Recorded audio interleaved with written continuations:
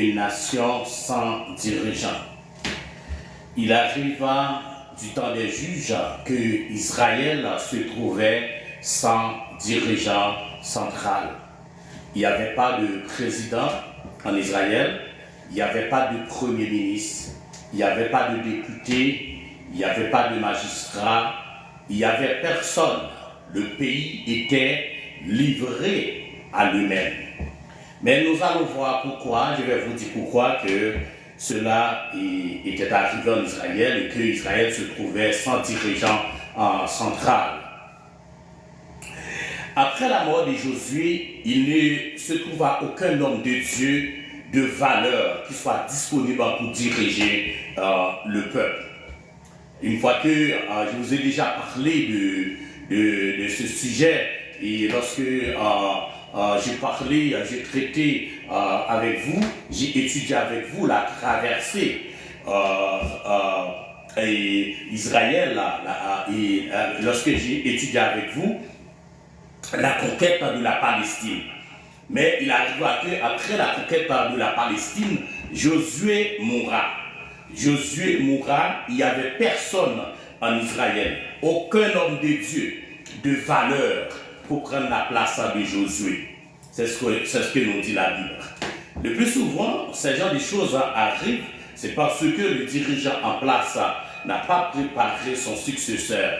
Et comme Moïse l'avait fait, mais il arrive que Josué n'avait pas préparé son successeur, mais étant donné que le peuple était sur le gouvernement de Dieu, c'est-à-dire sur le gouvernement théocratique, et c'est pour ça que peut-être ça c'était dans le plan de Dieu pour que cela arrive.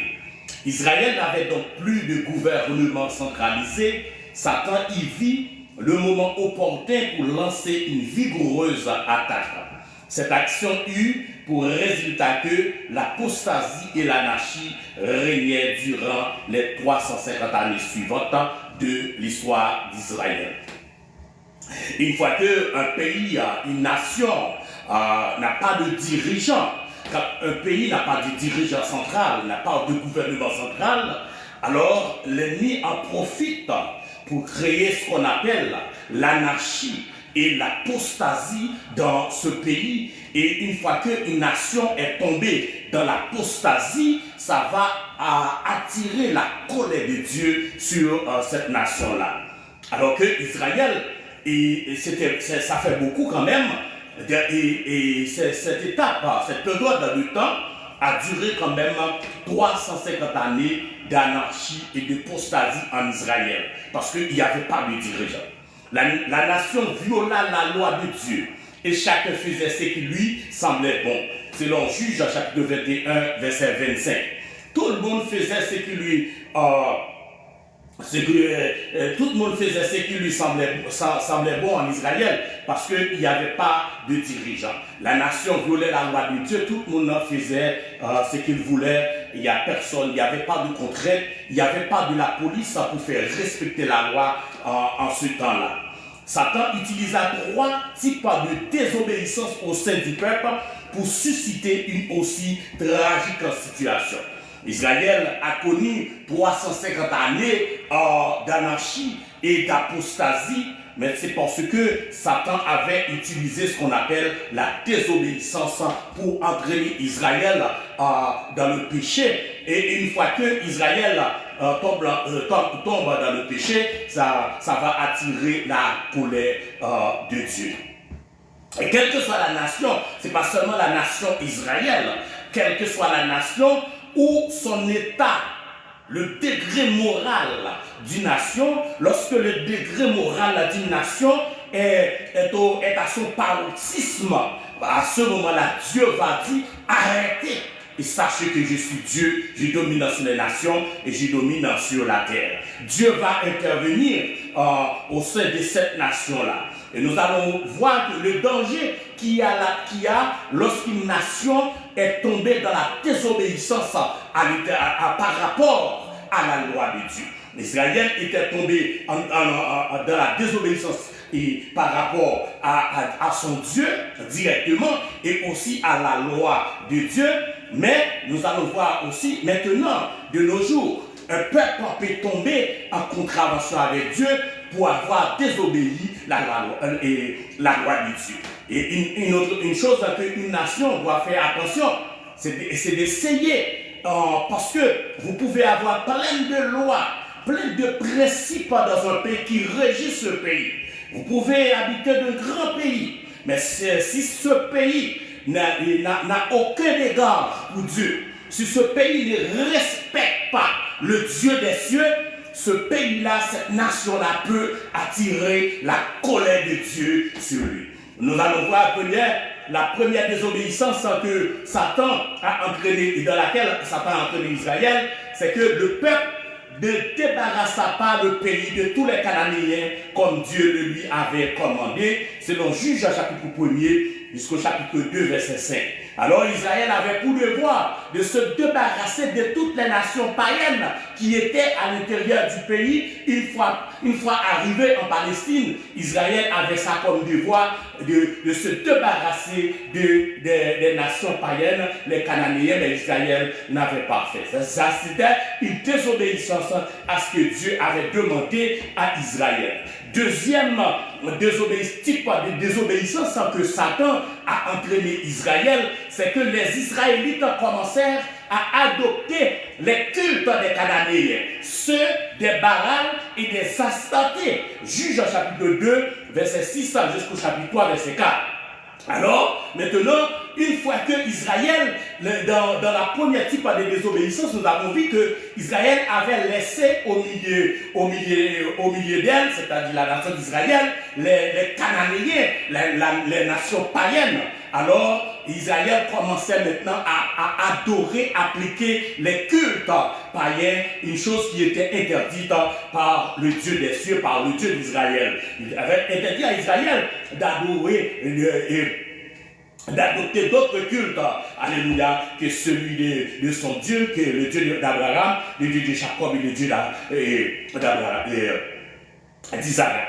Le premier type de désobéissance que Satan a entraîné Israël, parce qu'il n'y avait pas de gouvernement central en Israël, après la conquête de Canaan, et après la mort de Josué, et il n'y avait pas de dirigeant, Satan en a profité pour entraîner Israël dans ce type de désobéissance, premièrement, et Israël ne se débarrassa pas de toutes les nations païennes.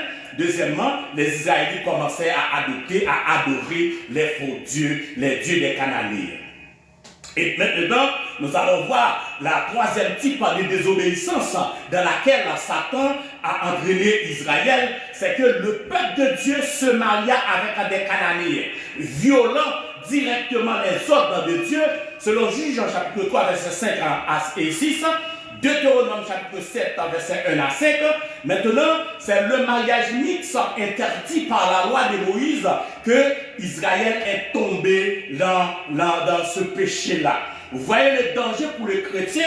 Quand le chrétien s'associe aux païens, voilà tout le danger, auquel ce chrétien peut faire face. Premièrement, et la Bible dit, nous sommes dans le monde, mais nous ne sommes pas du monde. C'est-à-dire, il y a une façon, nous ne devons pas nous associer aux païens, à ceux qui ne connaissent pas Dieu.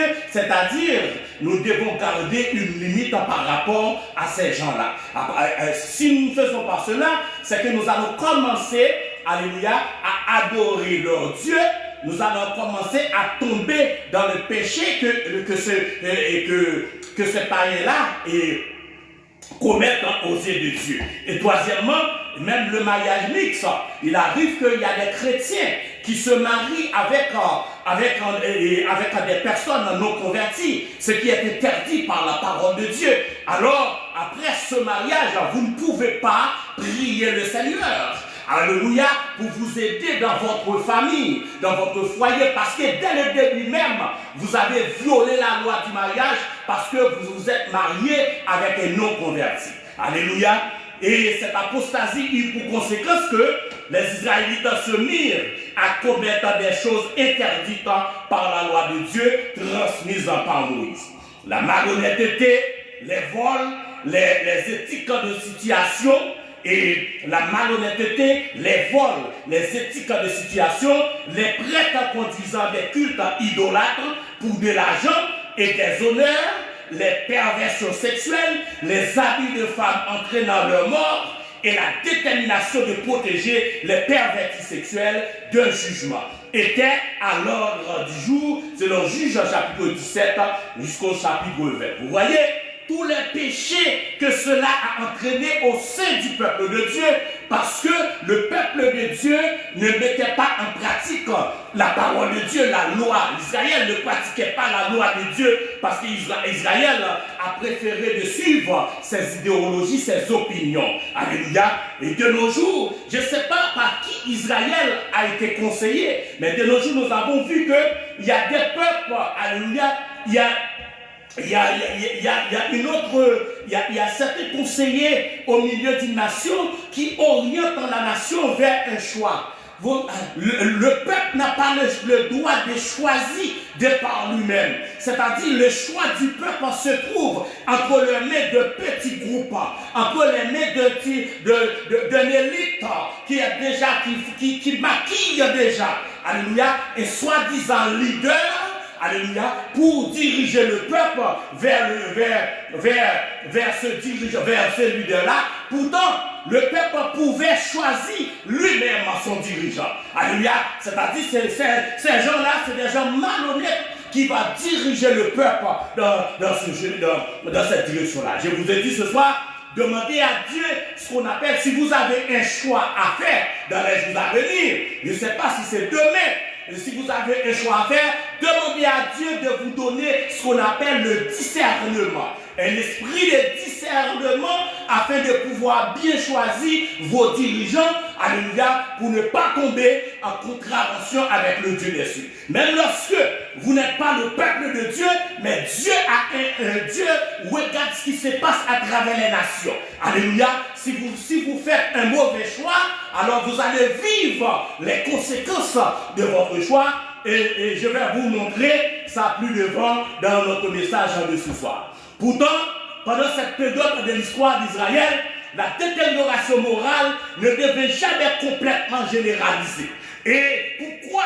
Et à chaque période de temps, dans toutes les dispensations, de toute l'histoire de la Bible, une fois que la nation est tombée dans le péché, Dieu fait en sorte qu'il y a un petit groupe, alléluia, qui s'est préservé, alléluia, de tomber dans ce péché-là, de désobéir à la loi de Dieu. Alléluia, c'est ce qu'on appelle le reste. Il y a toujours un reste dans la société qui se préserve, alléluia, du droit de se jeter dans le péché généralisé, parce que Dieu avait un plan pour cela. Ce fut plutôt des crises sporadiques qui éclatèrent dans des régions séparées et à divers moments. Oui, sans doute, Satan espérait-il que chaque début d'apostasie se répandrait dans tous les pays. Mais Dieu arrête à chacun d'eux avant qu'il n'atteigne de grandes proportions. Satan, c'est que Satan a essayé de faire lorsqu'il y a l'apostasie dans le pays, c'est ce que le peuple a se jeté dans l'apostasie, adorait les faux dieux. Alors Satan essayait de généraliser ce péché-là à travers toute la nation, mais Dieu a toujours préservé un petit nombre, un petit groupe pour ne pas s'essouiller dans ce péché-là. Toutes les fois où la rébellion contre Dieu éclata, il suscita une nation étrangère pour opprimer les apostats, alléluia, jusqu'à ce qu'ils se repentent et reviennent à lui. Alléluia. Lorsque la rébellion, une nation tombe dans la rébellion contre Dieu, contre les lois de Dieu, ou bien une nation qui méprise Dieu, Dieu peut susciter une autre nation, alléluia, pour te passer à la correction. Oh, fais attention les bien-aimés. Pas parce que il ne faut pas penser que c'est seulement la nation Israël qui peut tomber sous le coup du jugement de Dieu. Et quelle que soit la nation qui manque d'égards au Dieu des cieux, Dieu peut livrer votre nation entre les mains d'une autre nation. Alléluia, parce que vous n'avez aucun égard pour le Dieu des cieux, pour le Dieu d'Abraham. Oh, j'aime la parole de Dieu. Oh, alléluia. C'est une mise en garde pour vous ce soir. la parole de Dieu, alléluia, mais se révèle ce soir que une nation, alléluia, qui se laisse entraîner dans des péchés généralisés et qui n'a aucun égard pour Dieu, Dieu peut permettre à une autre nation, alléluia, de te punir, alléluia, pour ce péché-là. En raison de cette repentance, le Seigneur choisissait un libérateur israélite pour repousser l'oppresseur hors des frontières. Et lorsque le peuple se repent de ses péchés, Dieu va susciter un libérateur, alléluia, pour repousser cette nation-là, la nation occupante. Dieu va le repousser, va choisir un libérateur pour repousser la nation occupante. Alléluia.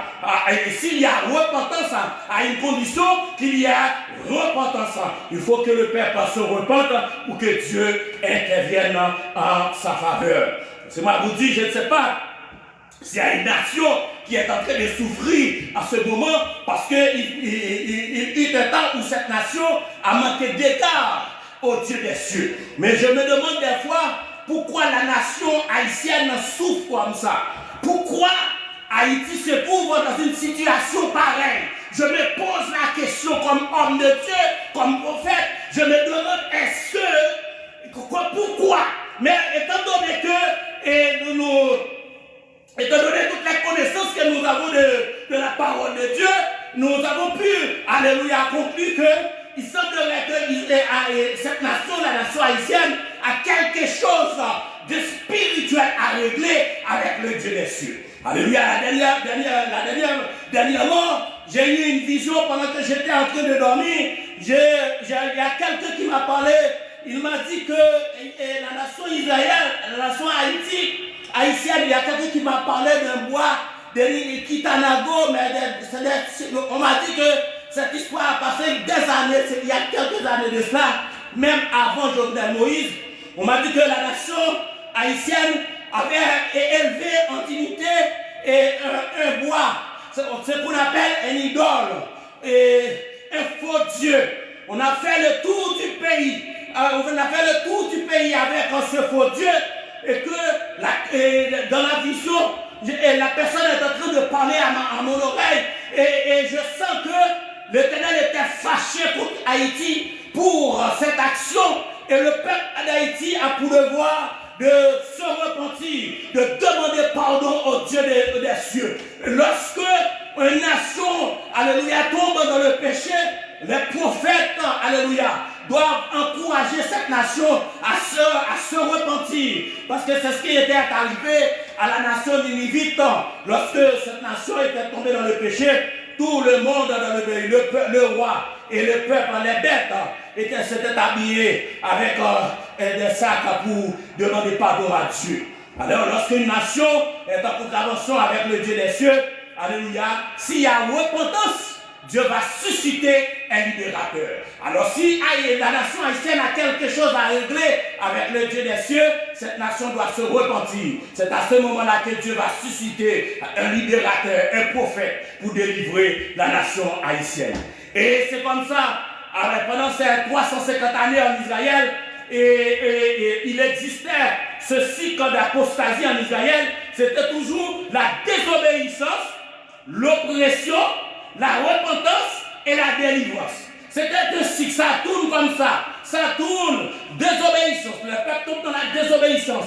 L'Éternel opprime son peuple par d'autres nations. La repentance, Israël se repent. L'Éternel délivre la nation d'Israël. C'était comme ça le cycle en Israël selon le livre des Juifs. C'était la délivrance s'est répétée de nombreuses fois pendant la période des juges. Ainsi, dès que le royaume de Satan est accompli à de nombreuses reprises, son œuvre diabolique, le Seigneur préserva son peuple en empêchant le rejet de Dieu de se répandre dans tout le pays. Alléluia. Et lorsque Satan a essayé de détruire le plan de Dieu, en essayant d'annuler la nation Israël, de détruire la nation Israël, mais Dieu préserve toujours un reste. Et ce soir, je vous invite, à ma bien-aimée, à faire partie de ce reste, parce que Dieu a toujours un plan pour son peuple. Et après ce cycle d'apostasie en Israël de 350 années, à ce moment-là maintenant, Dieu a suscité un homme qu'on appelle Samuel. Alors le prophète Samuel va faire son apparition en Israël. Alléluia!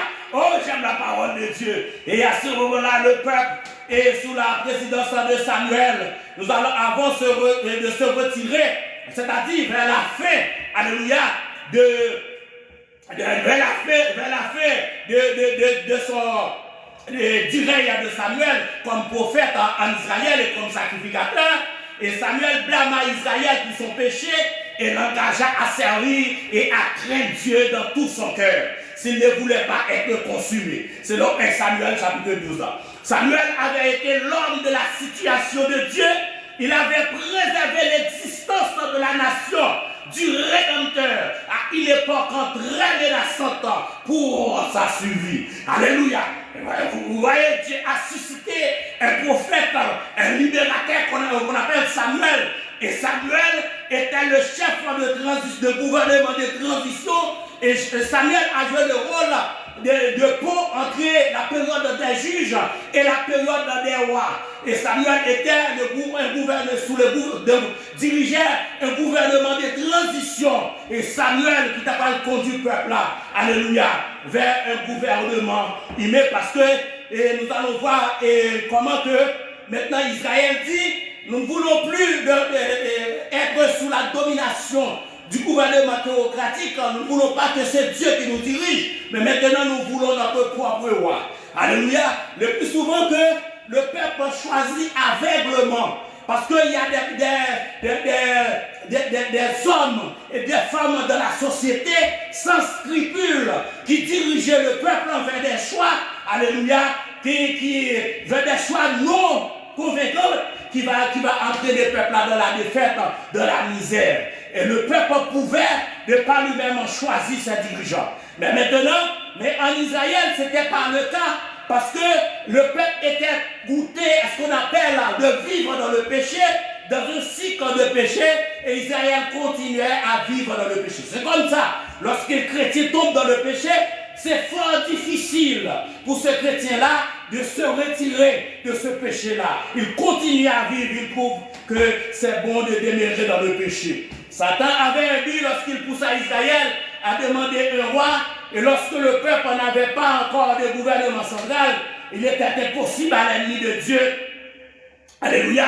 Il était impossible à l'ennemi de Dieu d'amener toute la nation à se rébeller en même temps. Maintenant qu'Israël avait un roi, un gouvernement central devait être institué. Une telle situation devait permettre une meilleure possibilité de pervertir le pays tout entier. Si le roi devenait apostat, certainement la nation entière le suivait. Alors, vous voyez que Satan avait un but quand il a poussé Israël à choisir un dirigeant, à choisir un roi, de sortir du gouvernement théocratique pour se doter d'un gouvernement humain.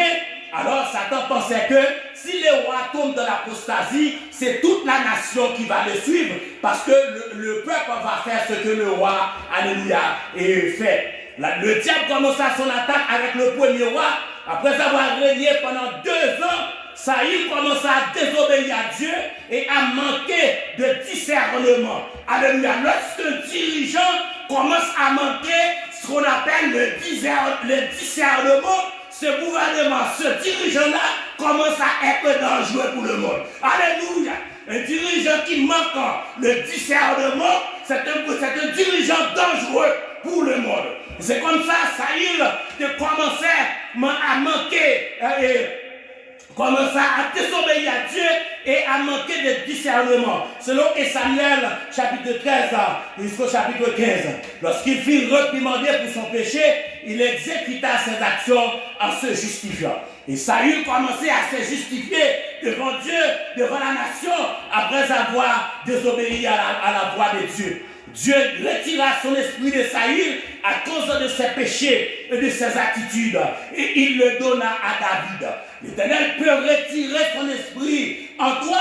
Alléluia, c'est-à-dire son onction. L'Éternel peut retirer son onction de toi. Parce que si vous vivez dans ce qu'on appelle la malhonnêteté, Dieu peut retirer son onction en vous pour donner à quelqu'un d'autre. Laissez-moi vous dire ce soir, alléluia, il ne faut pas jouer avec l'Éternel. Alléluia. Même lorsque vous voyez que votre entreprise fonctionne, lorsque vous voyez que l'église, votre église est remplie de fidèles, faites attention avec l'Éternel. Alléluia. Si vous estimez que vous êtes béni de Dieu et que votre assemblée est bénie et que votre assemblée est sous l'onction divine, faites attention à vos comportements parce que Dieu peut retirer votre onction pour donner à quelqu'un d'autre. Alléluia. Et lorsqu'il fut réprimandé pour son péché, il excusa ses actions en se justifiant. Dieu retira son esprit de Saül à cause de ses péchés et de ses attitudes. Et il le donna à David. Que Dieu avait commandé à Samuel d'oindre comme nouveau roi, selon Samuel chapitre 16, versets 1 à 14. Saül fut placé sous une influence satanique. Une fois que l'Éternel a retiré son onction dans Saül maintenant est tombé sous la domination satanique. C'est Satan qui dirige dans la vie de Saül parce que Dieu se retire, alléluia, de la vie de Saül. Et en 1 Samuel 16, verset 14, et il manifesta 3 traits de caractère tragique. Et on présente Saül comme étant un égocentrisme anormal, une jalousie insensée et une apostasie totale. Je ne sais pas aujourd'hui dans le monde actuel, dans le monde que nous vivons, si nous avons ce type de dirigeants, des dirigeants à l'instar de Saül, alléluia, qui a pour caractéristique, alléluia, qui ont pour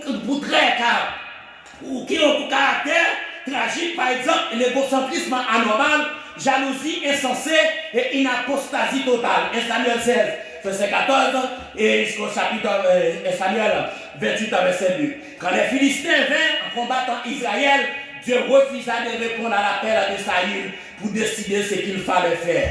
Alors, il arrive le moment que Saül avait besoin de la présence de Dieu. Saül avait besoin que Dieu intervienne. Mais Dieu n'intervient pas parce que Dieu avait déjà retiré son onction sous Saül. Amen. En conséquence, Saül s'adressa à un membre du royaume de Sadok, une femme pratiquant le spiritisme, selon 1 Samuel chapitre 28, verset 3 à 25. Maintenant, voilà dans quoi un homme de Dieu peut tomber. Maintenant, lorsque Saül remarque que Dieu ne va plus faire affaire avec lui, il est allé consulter ce qu'on appelle un bon corps, un organ, une femme en spiritisme. Il est allé consulter un divineur, quelqu'un qui pratique la magie. Voilà de quoi un homme de Dieu peut tomber lorsque cet homme de Dieu ne suit pas la voie de Dieu. Lorsque cet homme de Dieu-là, alléluia, vient de perdre ce qu'on appelle le discernement et que l'onction de Dieu s'est retirée de lui. À cause de son infidélité, lui et ses fils moururent au combat et Israël fut placé sous la domination des Philistins. Et Samuel, chapitre 31. Alléluia. Vous voyez comment que la nation Israël était tombée dans la main des Philistins. C'est à cause des comportements des dirigeants. Alléluia. Égocentrisme anormal, jalousie insensée et apostasie totale. Un apostat total. C'est cette personne-là qui a entraîné Israël dans ça. Une autre nation maintenant est venue envahir la nation Israël. Maintenant, Israël se trouve entre les mains des Philistins, sous la domination des Philistins. Je vous ai dit, ma bien-aimée, vous qui me suivez ce soir, il faut faire attention avec le Dieu des cieux. Si vous êtes une petite nation, faites attention avec le Dieu des cieux. Si vous êtes une grande nation, faites attention avec le Dieu des cieux. Parce que le Dieu des cieux ne joue pas. Le Dieu des cieux ne joue pas avec un dirigeant animé d'un esprit d'égocentrisme anormal, d'une jalousie insensée et une apostasie totale. Dieu ne joue pas avec ces dirigeants-là. Oh, alléluia, j'aime la parole de Dieu. Ainsi, Dieu arrêta cette nouvelle menace d'apostasie par la mort et la défaite. C'est comme ça que Dieu a mis un terme à cette apostasie de toute la vie de Saül et a commencé avec l'apostasie et terminé avec l'apostasie. Mais bien aimé, vous voyez jusqu'où le péché peut entraîner une nation. Alléluia. Ce n'est pas seulement les leaders, les hommes politiques qui peuvent entraîner une nation alléluia, dans la défaite, ou bien c'est pas seulement un homme politique qui peut détruire une nation, mais si cette nation-là ne manifeste aucun égard pour le Dieu des cieux, Dieu peut se tourner le dos. Si Dieu tourne le dos à cette nation, à ce moment-là, n'importe quelle petite nation peut venir, envahir cette nation et faire ce qu'elle veut avec cette nation. Alors fais attention, ne joue pas avec les menaces d'autres nations. Alors il faut aller chercher la solution. Il faut, et si vous vous confiez en ce moment, alléluia, dans un homme politique pour vous empêcher de tomber entre les mains d'une autre nation, alors vous pourrez échouer. Vous pouvez faire face à l'échec. Mais laissez-moi vous dire, dans cette situation tragique, quand une nation se trouve face à la menace d'une autre nation, il faut chercher une présence beaucoup plus extraordinaire qu'un homme pour vous aider. Alléluia. Le plus souvent, la personne que vous cherchez pour vous aider, son état, sa mode de vie, sa façon de vivre, alléluia, montre déjà c'est un démagogue. Alors maintenant, vous pouvez faire quoi ou vous placer votre confiance, votre assurance dans un homme où toute sa vie est démagogue, qui ne respecte aucune loi. Et maintenant, vous êtes prêts, vous êtes enchantés, alléluia, à dire vive, vive. Alors ce soir, en tant que serviteur de Dieu, en tant qu'homme de Dieu, en tant que prophète qui vit en Amérique, j'envoie un message, alléluia, à toutes les nations, alléluia, qui doivent choisir ses dirigeants. Dans toutes les nations qui auront à choisir leurs dirigeants dans les jours à venir. Fais attention. Si une personne n'est pas crédible, si une personne est à l'aise avec le mensonge, fais attention. Il ne faut pas livrer la nation entre les mains de cette personne-là. C'est l'avertissement que Dieu vous envoie ce soir. Faites attention, vous qui allez choisir vos dirigeants dans les heures à venir, dans les jours à venir. L'Esprit de Dieu, alléluia, vous envoie ce message. Ne vous fiez pas aux hommes, à l'apparence des hommes, à la capacité des hommes. Alléluia. Si vous le faites, vous allez souffrir, vous allez payer le prix. Alléluia. Faites attention. Alléluia. Et mes bien-aimés, ce soir, pour finir, nous avons vu que, après la mort de Josué, Israël a se trouvé et sans dirigeant, sans gouvernement central. Et le pays était tombé dans l'anarchie et l'apostasie pendant 350 années. Alléluia. Et Dieu, avec le reste qui ne s'était pas mêlé dans ce péché-là, et Dieu a suscité un prophète, un grand homme qu'on appelle Samuel, pour diriger une transition. Ce n'est pas la transition malhonnête que nous voyons en ce jour. Des hommes, alléluia, sans scrupules, alléluia, qui acceptent une position, mais qui ne font rien. L'Éternel avait fait appel à Samuel, comme dit, pour diriger la transition entre la période des juges et la période des rois. Et la Bible dit Samuel avait fait sa job. Et Samuel avait réussi parce que Samuel a pu organiser l'élection pour donner le pouvoir à David selon le vœu de Dieu. Et ce soir, je vous en remercie tous et toutes qui étaient avec nous pour suivre ce message. Alléluia, j'espère que vous avez été bénis par ce message. Faites attention aux apparences. Faites attention aux apparences, mes bien-aimés. Ne vous mêlez pas trop avec les infidèles parce qu'ils peuvent vous entraîner dans des péchés que vous allez payer, vos enfants, alléluia, vont payer demain. Allez en paix, que Dieu vous bénisse. C'était votre serviteur, Pasteur Francis Pierre, prophète engagé. Et je vous donne rendez-vous pour un autre message afin d'édifier votre âme. Pour édifier, non seulement vous m'édifier aussi, mais pour vous édifier jusqu'au grand retour, jusqu'à ce que notre Seigneur Jésus-Christ, alléluia, revienne pour enlever son église. Allez en paix, que Dieu vous bénisse.